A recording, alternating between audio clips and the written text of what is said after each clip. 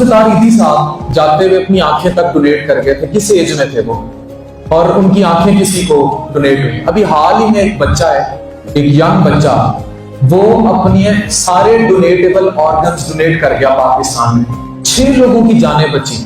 उसका एक गुर्दा किसी को लगा, दूसरा गुर्दा किसी को लगा, लिवर का राइट लोब किसी और को लगा, लेफ्ट लोब किसी और को लगा, 2 कॉर्निया थे वो किसी और को लगी।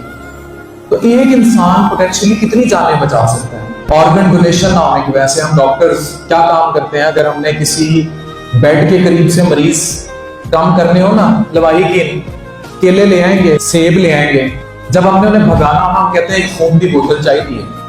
वो दुड़कियां लगती हैं कि अस्पताल के गेट के बाहर भी उनका कोई लवाही जी नजर नहीं आता जो सेब केले ला रहे होते हैं। ये हमारे यहाँ ऑर्गन, ये किसी भी चीज की डोनेशन के साथ, और फिर इसके साथ मिथ्स बहुत ज्यादा जुड़े हैं। अब मेरा रब तो कहता है जिसने एक इंसान की जान बचाई उसने पूरी इंसानियत की जान बचाई। तो यहाँ तो फिर सब खत्म हो जाता है, फिर तो कोई बहस मुबासा बनता ही नहीं। ये इतना जरूरी ब्रिज है कि ऑर्गन डोनेशन को लेकर